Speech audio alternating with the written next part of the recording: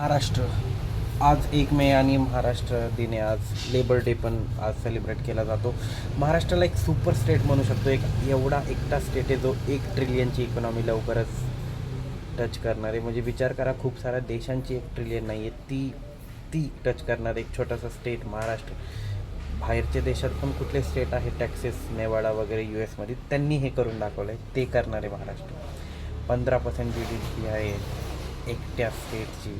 पूर्ण देशाची 15% फक्त एक स्टेट देतो आहे. आणि हा रिसेंटली लय ऐकला असेल तुम्ही, भाषा विवाद होतो आहे. कारण पण आहे त्याच्यामागं की लोक समजून घ्यायला मागत नाही. छोटीशी गोष्ट आहे भाई, एक राज्य जर तुम्हाला एवढं सगळं देत आहे तर तुम्ही थोडंफार तर करू शकता त्यासाठी भाई.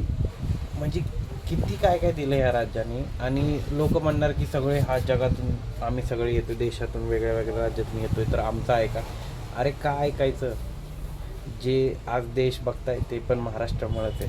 छत्रपती शिवाजी महाराजांनी जर स्वराज्याची सुरुवात केली नसती तर काय असतं? हे मुघल राज्यात असतं किंवा ब्रिटिश राज्य असतं किंवा कुठल्या तर छोट्याचे कुठली युनियन ऑफ स्टेट, कुठल्या तर कंट्रीचे आपण नोकर असतो.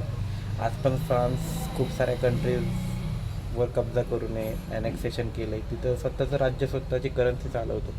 लोक विचार नाही करत हा सगळा, कारण की इतिहास माहितीच नाही.